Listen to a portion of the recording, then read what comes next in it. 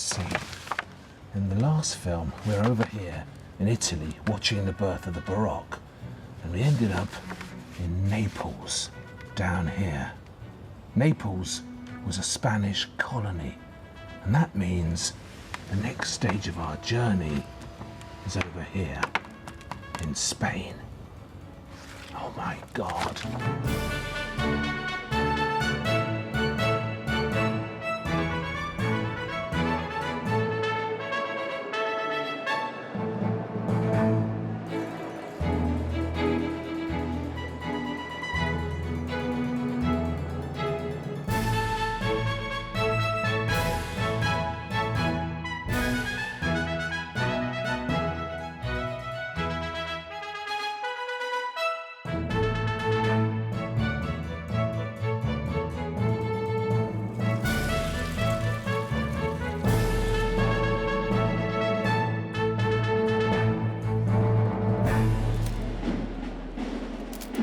One of the chief reasons why the Baroque was as successful as it was, why it became the first global art movement, was because it was so damn adaptable.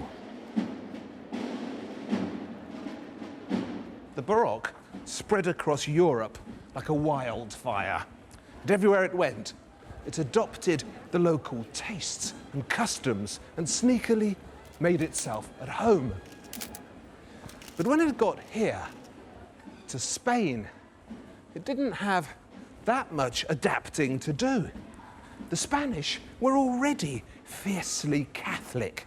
They liked drama, emotion, passion, darkness. They were, if you like, instinctively Baroque. So the Baroque's task here in Spain wasn't really a case of adaptation. It was more like pouring petrol on a large bonfire.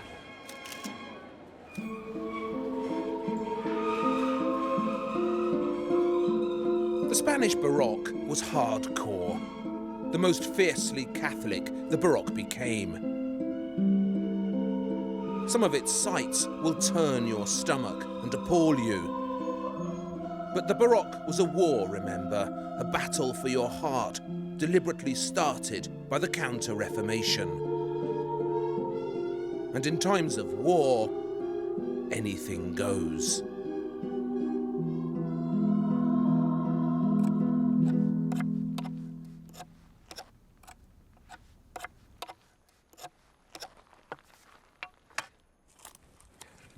This is the longest pilgrim trail in Spain, the southern route to Santiago de Compostela. It's called the Via de la Plata, the Silver Road. And I'm going to be walking some of it for you because it takes you past so many key Baroque sites. But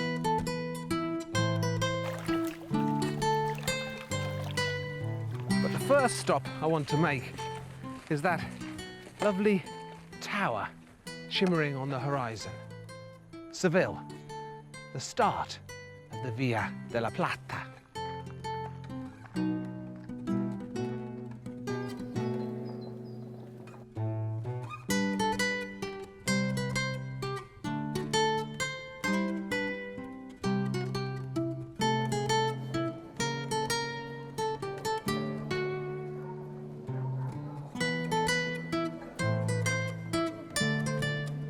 This is a cultural hotspot, if ever there was one. The old Jewish quarter in Seville. Can you feel the cultural potency bubbling up in this place? Ooh. This is where Rossini's famous opera, The Barber of Seville, is set, and also Mozart's Marriage of Figaro.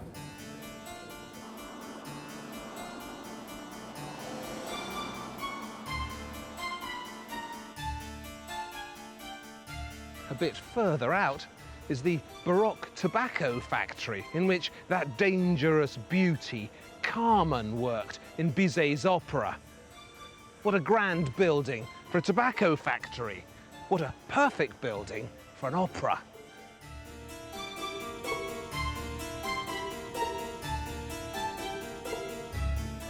Now all this is pertinent Because remember, opera is a Baroque invention.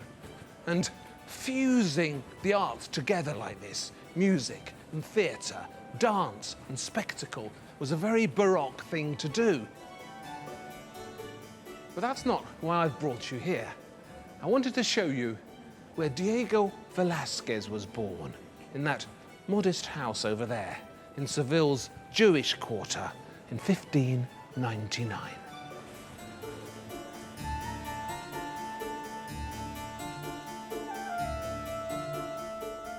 Velasquez, Spain's greatest Baroque artist, would later pass himself off as a man of aristocratic bearing. What a haughty presence he affected in his own art. Official painter to the Spanish king, the dark dignitary, the maestro with the perfect moustache.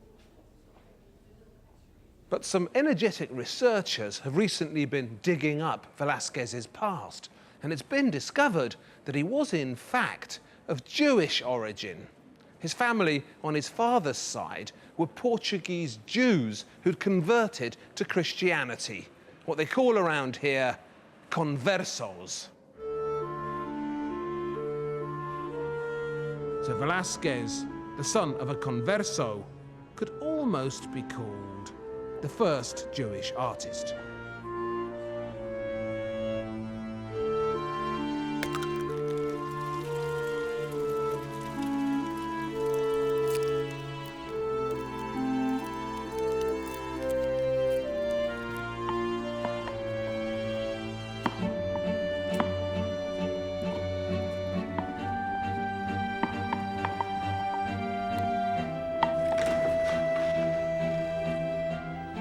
The first important paintings that Velasquez produced weren't portrayals of kings or Venuses or popes, but humble and very realistic depictions of ordinary life. They were called bodegons, after the Spanish word bodegon, which means a tavern or eating house. The young Velasquez painted a clutch of these bodegones. They're brilliant things, so atmospheric and tactile. You can hear the eggs sizzling. You can smell the garlic being crushed.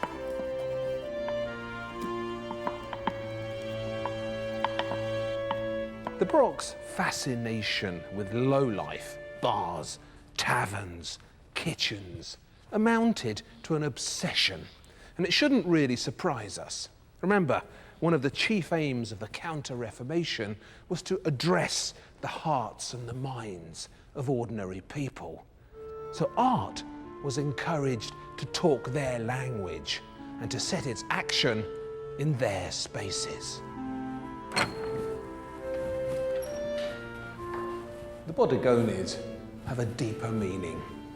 Realism for realism's sake was never Velasquez's only ambition. He was much too Baroque for that.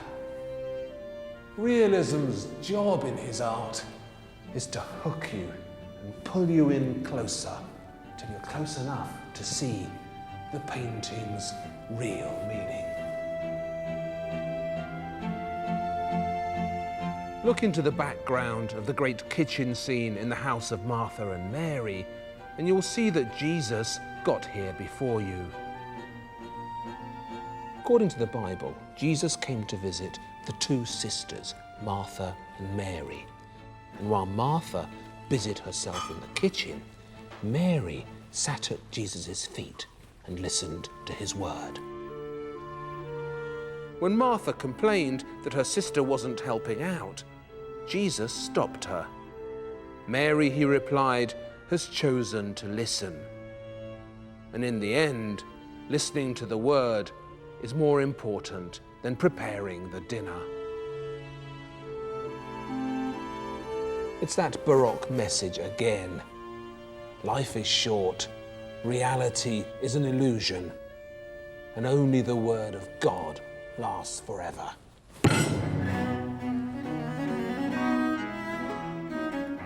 Velasquez was so strikingly talented that when he was 23, he was summoned to Madrid by the king himself, Philip IV, and told to paint the royal portrait.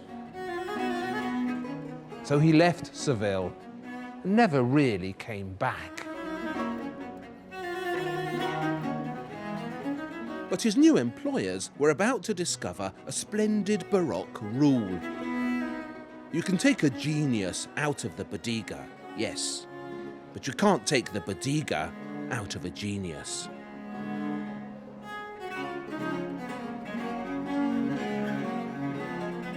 The Spanish kings, the dreaded Habsburgs, were a spectacularly awful bunch.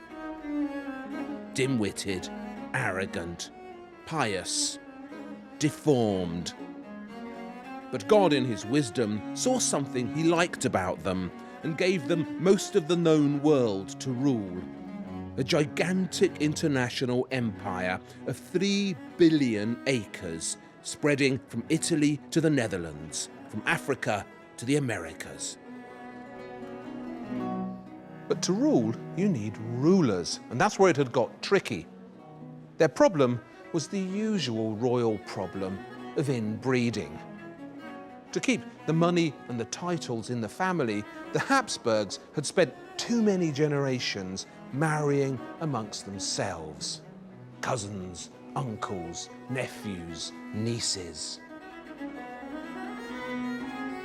Even as great a portraitist as Velasquez had trouble telling apart the Habsburg princesses.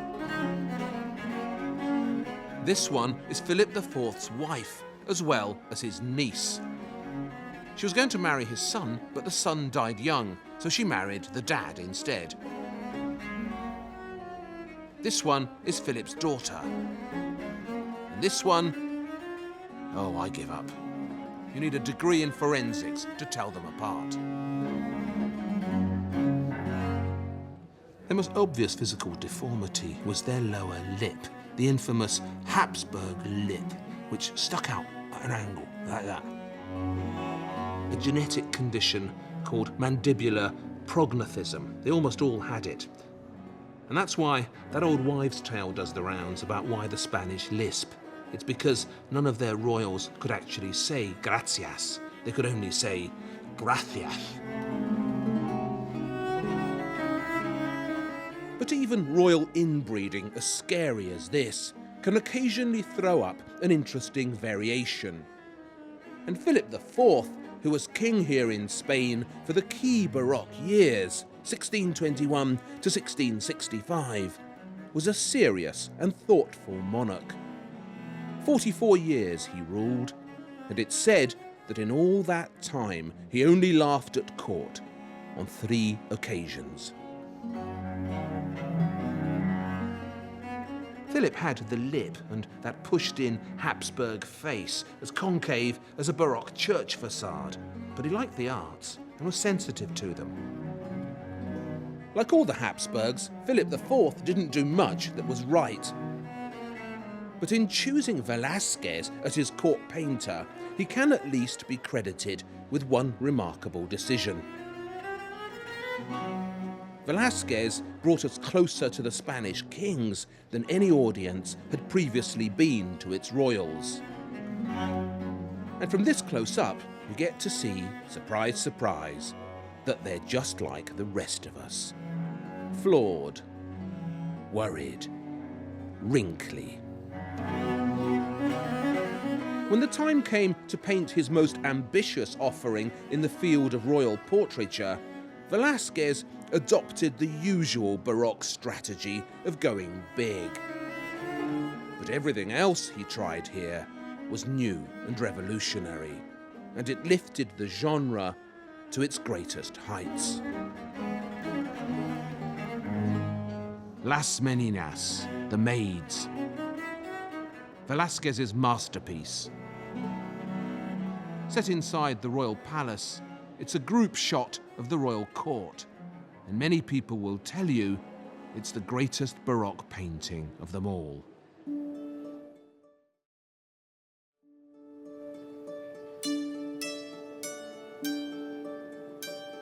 was painted in 1656, near the end of Velasquez's life. Now, the reason why this picture confuses people so much, I think, is because there is such a huge cast list involved. When you first look at it, you think, oh, what's going on? Who are all these people? So, as a helpful guide to Las Meninas, I'm just going to introduce them all to you. The key figures, of course, are Velasquez himself on the left. He's painting away. In the middle, the Infanta Margarita.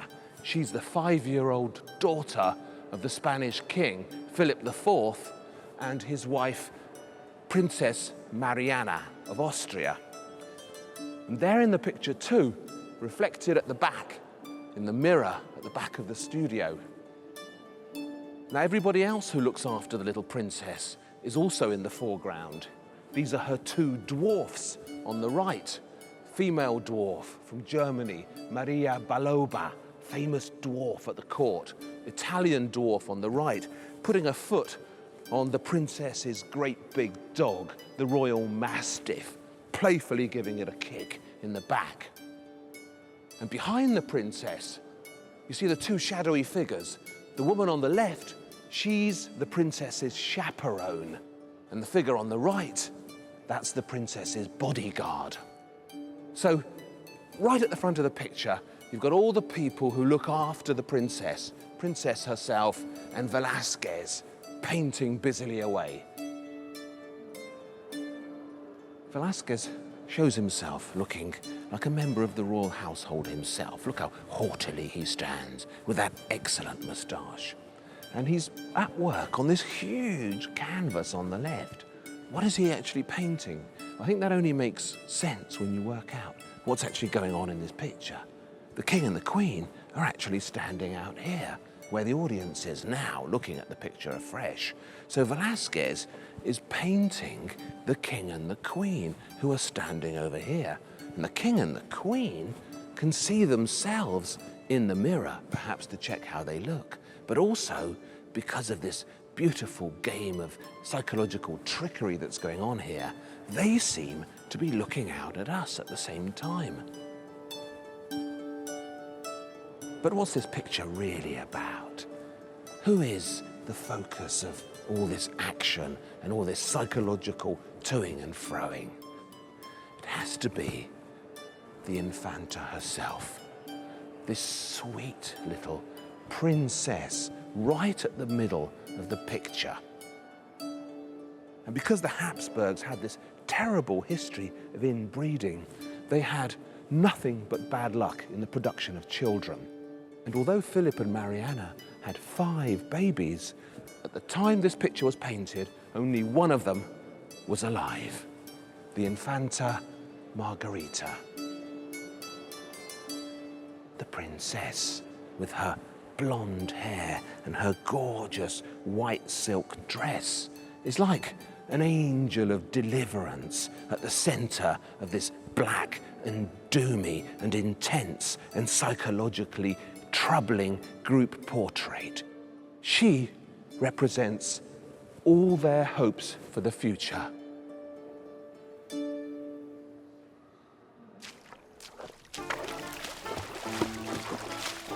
There were only 2 possible sources of a commission in Baroque Spain. You either worked for the kings or you worked for the monks. The Habsburgs had baroquely discovered the power of art. But the real rulers of Spain had always known it.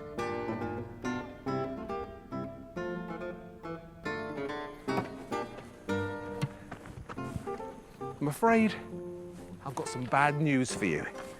If you want to understand the Spanish Baroque reasonably well, better than all those around you, then you need to brush up on your religious orders.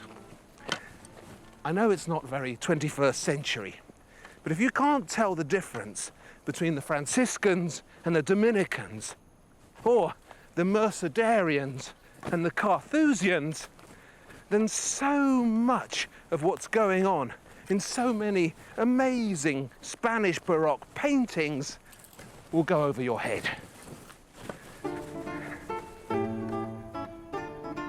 Why, for instance, is he upside down? Why is he writing on himself in blood?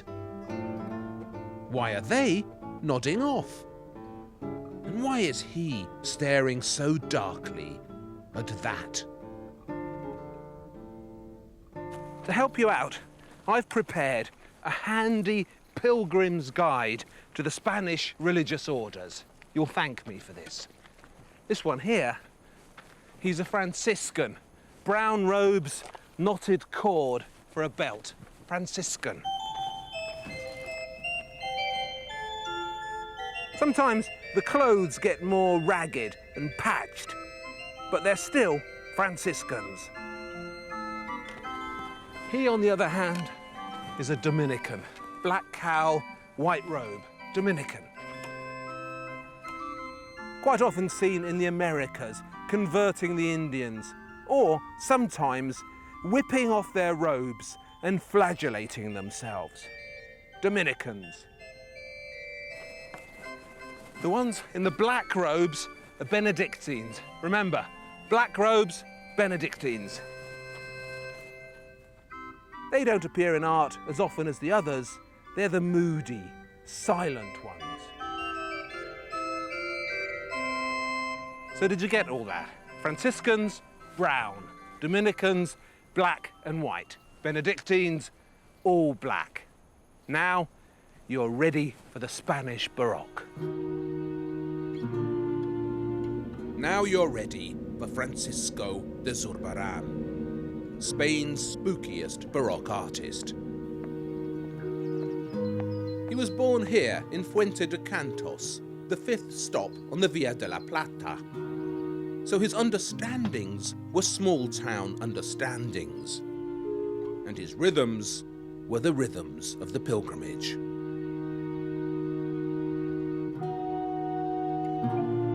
These days, Zurbaran is reasonably well known, but at the start of the 20th century, he was completely obscure.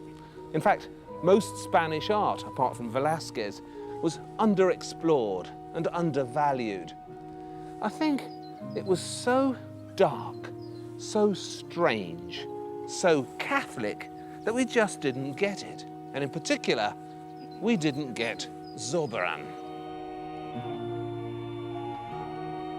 These are, let's face it, bizarre and unsettling images. Uncomfortable funerals. Impossible deaths.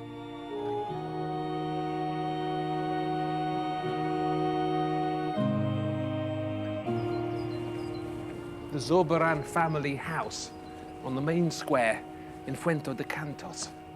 It's quite a posh house now. Must have been really posh in the 17th century.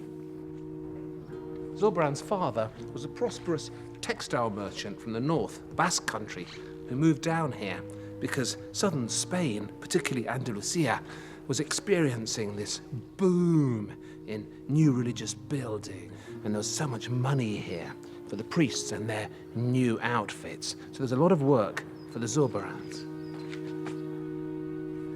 Many years later, Francisco de Zurbaran painted a mysterious series of Christian martyrs, beautiful female martyrs, all of whom were dressed in modern clothes. They're some of the most beautifully painted and exciting clothes in 17th century Baroque art. And people said that Zurbaran was using his father's textiles in these paintings, advertising them, using these Christian martyrs just to show off what his dad had for sale.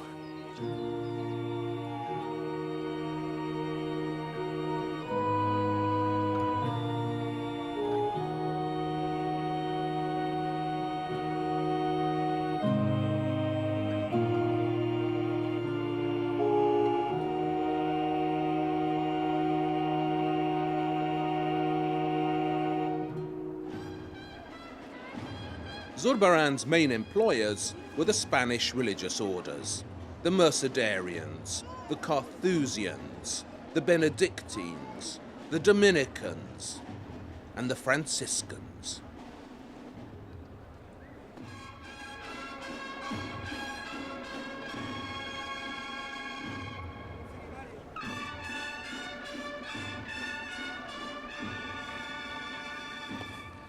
One day, Pope Nicholas V visited Assisi. He wanted to see the crypt where St. Francis was buried. And at 5 in the morning, he went down into the crypt with a band of monks. And all they had with them was torches. And as the torchlight spread around the dark crypt, suddenly they saw St. Francis standing there, 200 years after his death, still as fresh as if he'd just stepped out of a bath, untouched, unblemished, as if time hadn't touched him. Zurbaran went on to do many other things, but monks were his speciality. Monks were where his genius was best expressed. And it's not just the vividness with which he illustrated their uncanny stories, but that sense you get with him that Zurbaran's monks are so convincingly full of God, full of worship, full of thought. No painter has painted human belief as convincingly as this.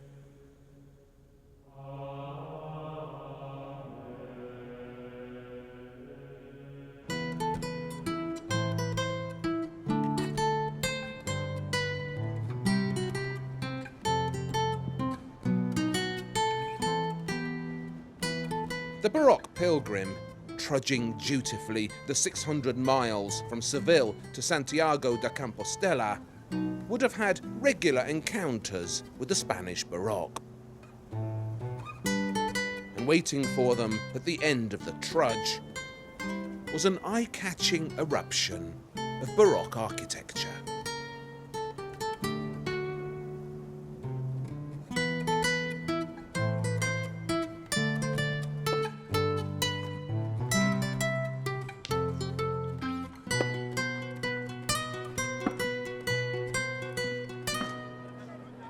You know, Chaucer's Wife of Bath came on the pilgrimage to Santiago. It's been the most famous pilgrimage route in Europe for 1,000 years. But it was the Baroque era that shaped the town itself and gave Santiago de Compostela its memorable and exciting look. The cathedral here, to which thousands of busy pilgrims scuttle daily, is a Baroque wedding cake in the churrigueresque style, which, as far as I can tell, consists chiefly of adding things to places when there isn't really room for them. But somewhere within this crazily writhing, sculpture-encrusted fantasy facade, methinks me sees the remnants of Spain's Islamic past.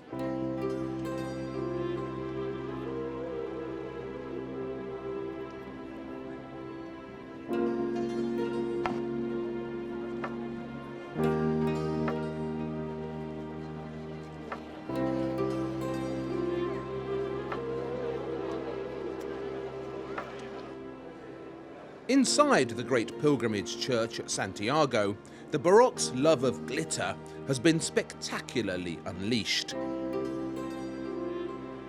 Gilt may have driven the Spanish Baroque, but gold was what paid for it. The stupendous wealth of the American colonies was flooding into Spain, and then into the pockets of the Catholic Church, which spent it, as the Catholic Church so often did, on art.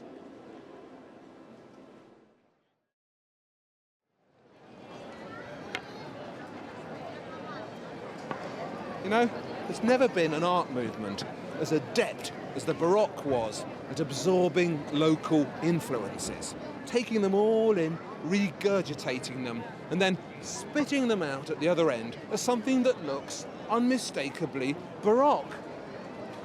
You can't imagine this building in Italy or France or, perish the thought, England.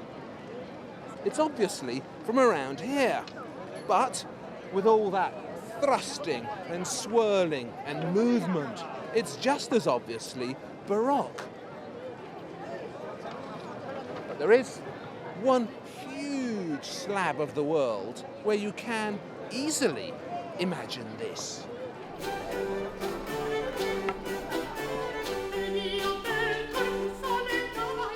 When I say the Baroque was the first truly international art movement, I mean truly international.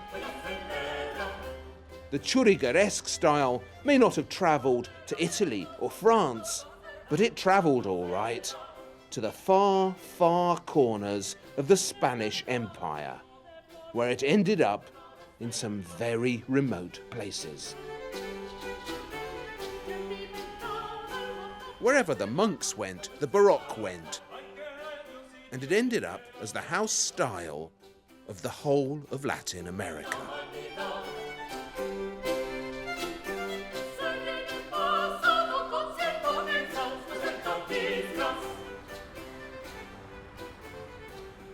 But not all of the Baroque's travels were quite so exotic.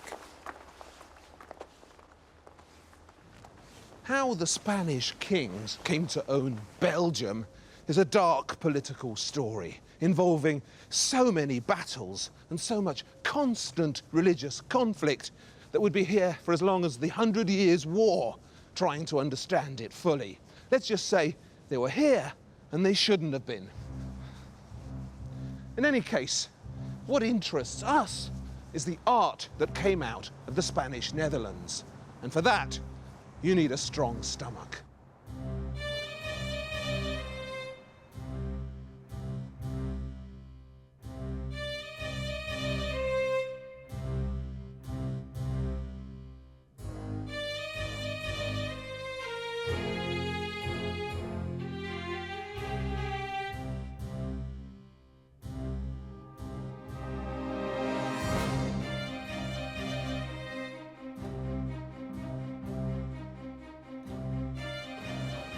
The Spanish were here for nearly 200 years, but you'd hardly know it. There's so little sign of them left. A few plaques, some statues, and this magnificent Baroque square in the centre of Brussels, the Grote Market. It's as action-packed a square as the Baroque ever produced, with its ring of spiky and busy Baroque buildings. The Grote Market is a 50-course banquet of architecture, in which all the courses are served up at once.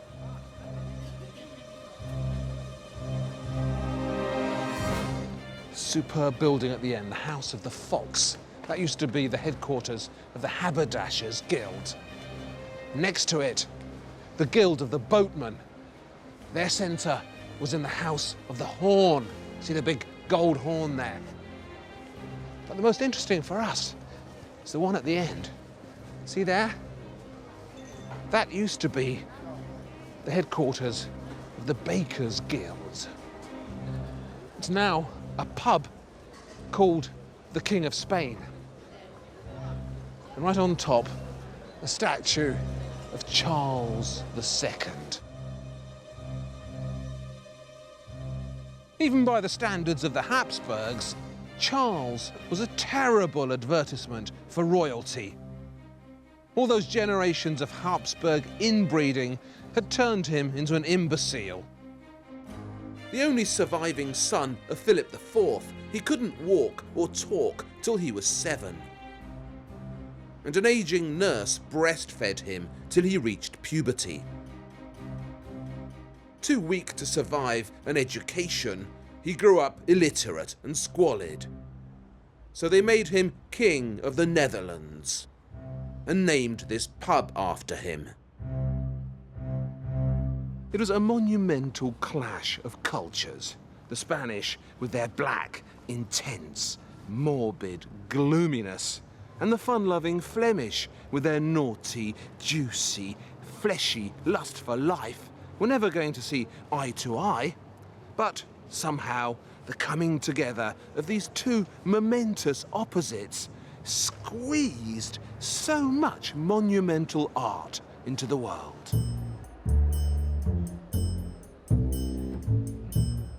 I probably don't need to tell you who the best known representative was of the Flemish tendency. His notoriety goes before him. He's one of those artists who seems to have nothing much to say to the modern world. so our times have taken a dislike to him. But not me. I've got all the time in the world for Peter Paul Rubens.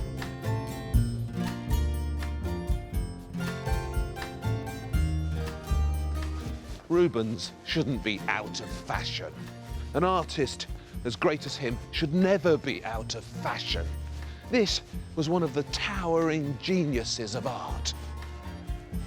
A serial achiever on so many Baroque fronts. For instance, he designed that. And this tower here. And he painted that.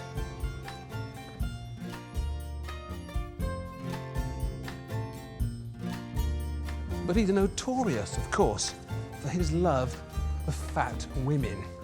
The adjective Rubenesque has entered our language to describe the Dawn French type.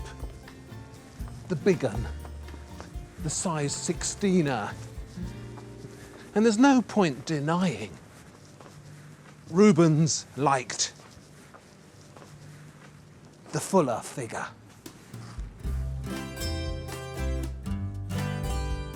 Rubens's art bulges at the seams with a huge tonnage of happily wobbling cellulite. The bigger woman rang his bell and squeezed his pips. But he wasn't alone in that. That's how the Flemish like their women. Rubens's career coincided neatly with that rare thing in Flanders, some decent Spanish leadership. In fact, there were two governors overseeing the Spanish Netherlands in tandem, the conjoined married pair of archdukes. Albert, over here,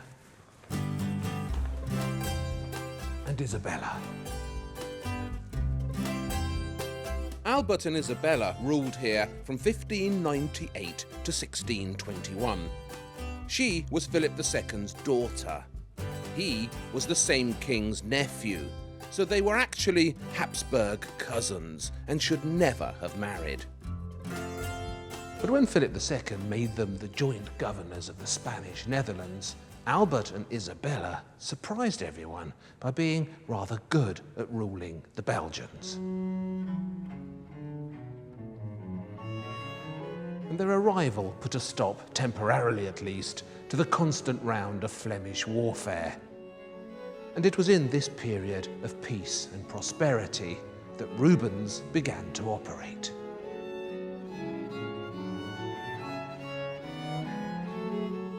Rubens, interestingly, had been born a Protestant. His father was a Flemish convert to Calvinism. But when the father died, the family converted back to Catholicism. And you'd never guess from Rubens's Catholic handiwork that he'd ever been away from the faith. This stupendous masterclass in Baroque movement and emotion, The Descent from the Cross in Antwerp Cathedral, is Rubens's greatest moment as a creator of thunderous religious theatre. If this doesn't move you, you've got no soul.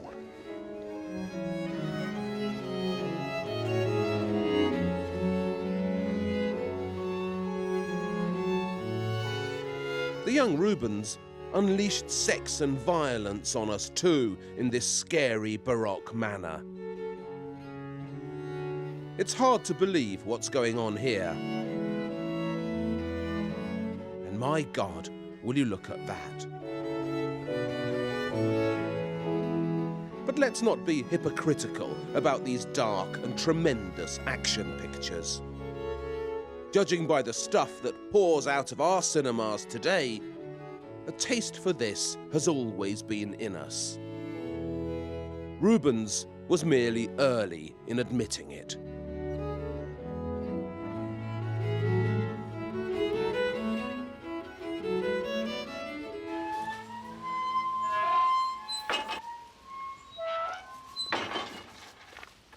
If you know Rubens only for his naked orgies and his show-off mythologies, you might be surprised to discover that he had a quiet side, a lovely, gentle aspect.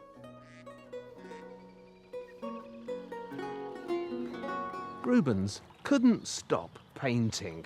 He was a tap that couldn't be turned off. It was habitual for him, a necessity. So when the King of Spain wasn't commissioning him, Rubens painted something much closer to hand instead. His family. Just for himself. Just for the pleasure of it.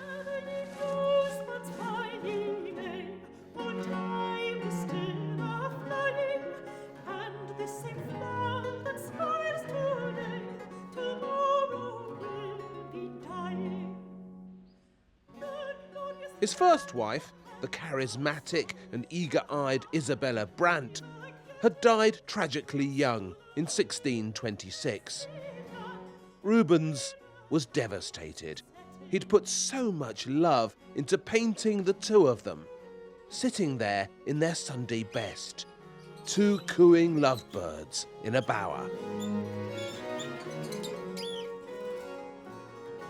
But it was his second wife, Hélène Formant, who played the largest part in his art. He married her when he was 53. She was only 16. She's that fleshy, blonde nude who appears in so many of his mythologies. The best model ever for the Rubens girl.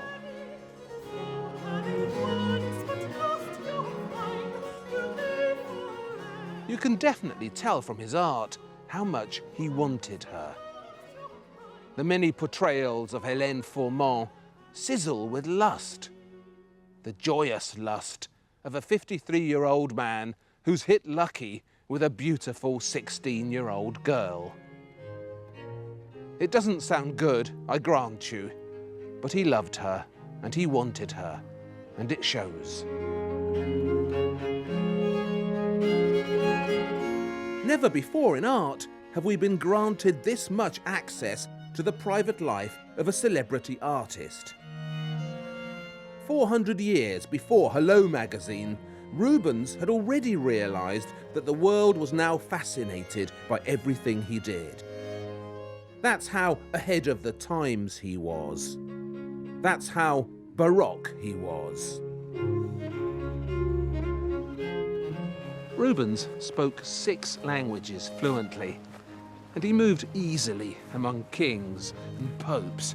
He was the consummate schmoozer.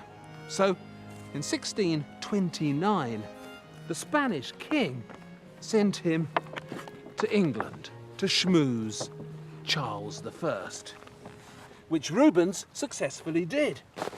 So Charles knighted him, and the University of Cambridge made Sir Peter Paul Rubens a Master of Arts.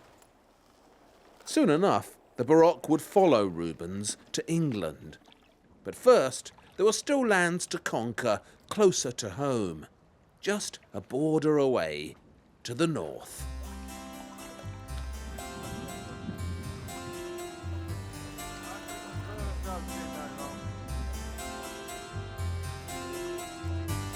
Welcome to Holland, the wettest stage in the Baroque's great journey from Rome to London, from St. Peter's to St. Paul's.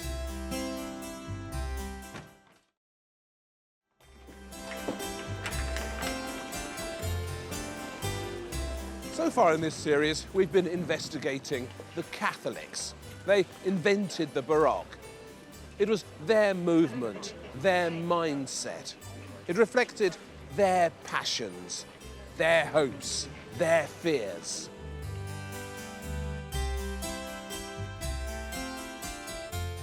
But, as any mother will tell you, babies don't always grow up as you expect them to.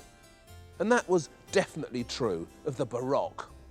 By the time it got here, to Holland, it was much too big and boisterous an art movement to be controlled by one religion or one mindset. Indeed, one of the most remarkable things about the Baroque is how brilliantly, how confidently and inventively it switched its allegiance from the Catholics to the Protestants.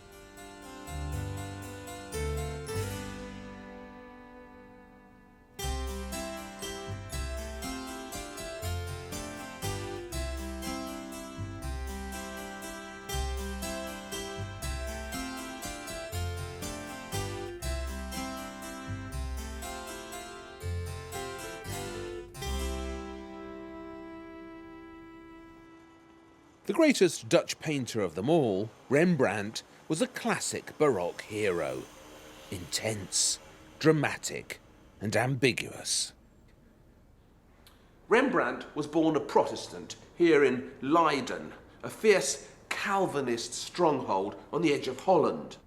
But to make it, he had to leave Leiden and move here to Amsterdam, where he turned very Baroque and quickly made his mark.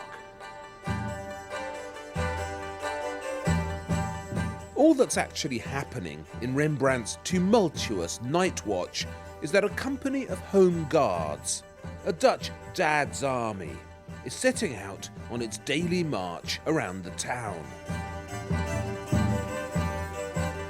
But the sense of occasion here, the emotion, the movement, the drama, is so big and so Baroque, you'd think they were off to save the world.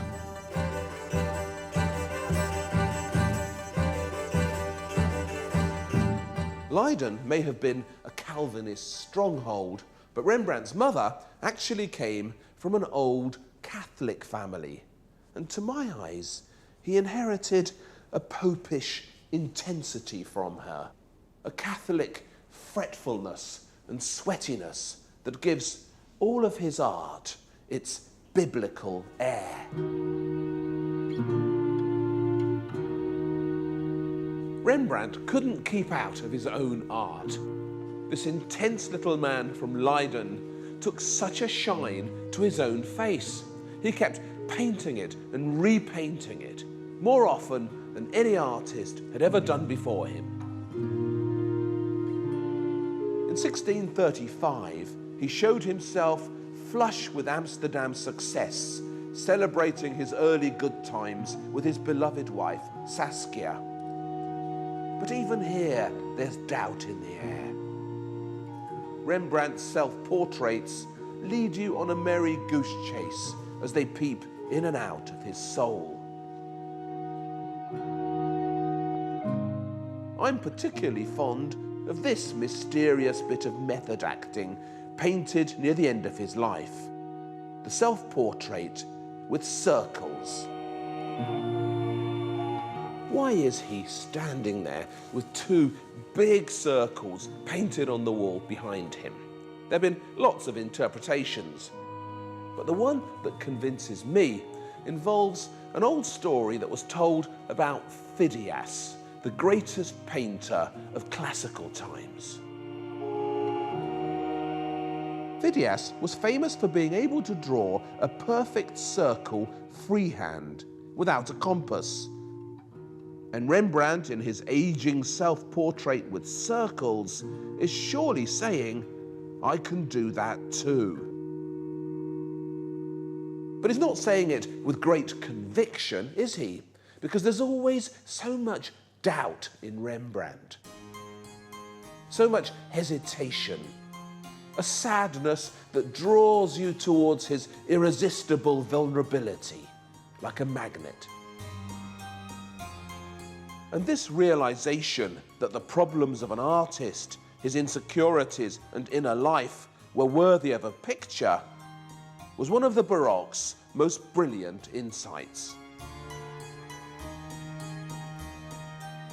It was the first art movement to realize that people are as interested in weakness as they are in strength, that doubts are as compelling as achievements, and that the real hero is sometimes the underdog.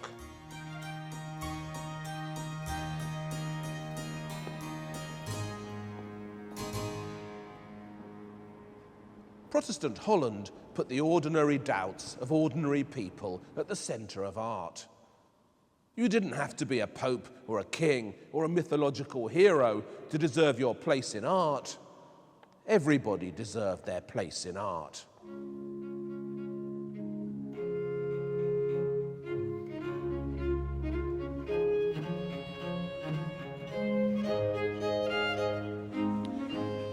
You see that chap up there, second from the left at the top, right at the back of this busy crowd scene? Do you know who that is? He's a personal hero of mine, one of the great geniuses of the Dutch Baroque, an artist blessed with some of the fastest hands in art. That is Frans Hals.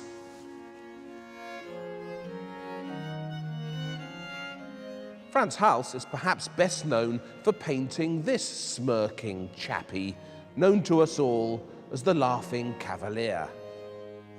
In fact, he isn't laughing and he isn't a cavalier.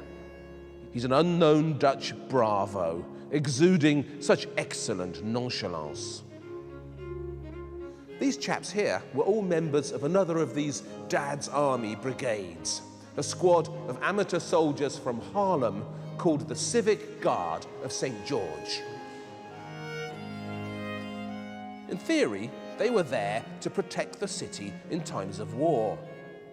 In practice, they met a few times a month and socialized energetically. This is their end-of-term photograph, in which everyone in the class poses for a picture. These things are really tricky to paint. With a king or a pope, you just put them in the center of the picture, and that's that. But the Protestant democratization of art caused all sorts of compositional problems. Here you have 15 people, all of whom have paid to appear in this picture, and all of whom expect to be seen properly. Hals was a genius at getting that right. Look how skillfully he arranges them around the table, turning this way and that. A couple at the front, some at the back. It's a magnificent piece of human orchestration, and it creates that restless sense of movement, of the action swirling about the picture that is so quintessentially Baroque.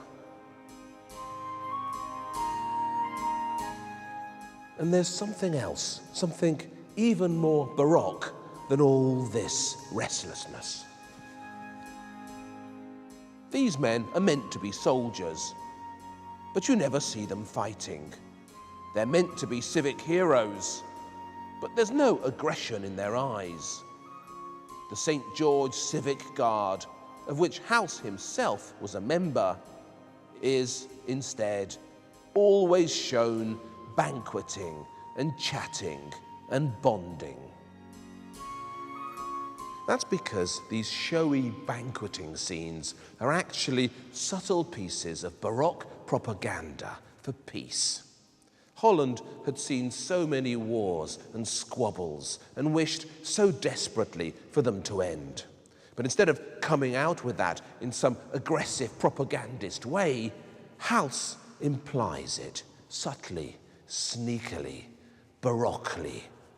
God's great bounty should not be squandered on war and conflict.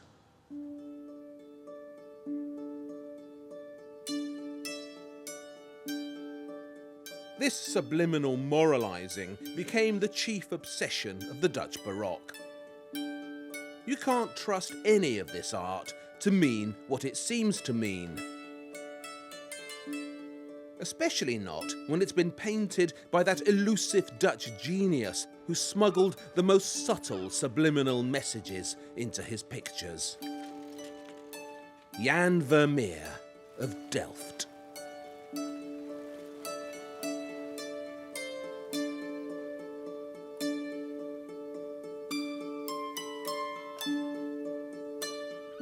I'm like everyone else. I love Vermeer. Those frugal and tearful women of his, lost in their own thoughts, trying to read a love letter as the weak light of Delft struggles through their window. They claw at my masculine attention. I can't resist them.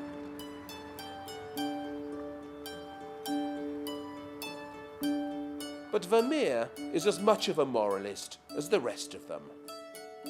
His beautiful and thoughtful women, dreaming of their loved ones, strumming their guitars, tinkling at their virginals, demand that you note their fragility and breakability as they offer themselves up so sadly for your inspection. These are moods so delicate that the lightest knock would shatter them like crystal. A climatic nuance, a shadow, a touch, a gesture. The final meaning of life is conveyed in such subtle ways.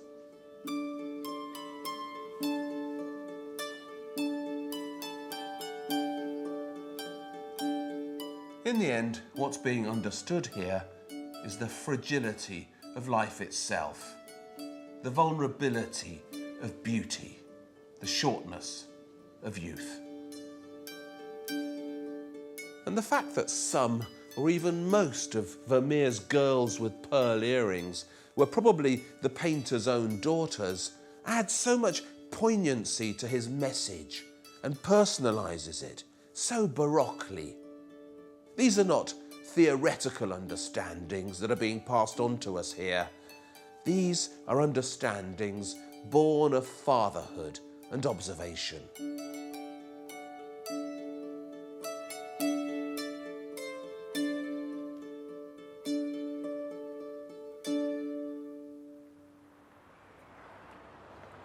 Vermeer himself was a thoroughly obscure figure, completely forgotten for 300 years before the 19th century rediscovered him. But this lack of reliable fame seems somehow to supplement the meaning of his pictures. Here today, gone tomorrow. That's the artist's life for you.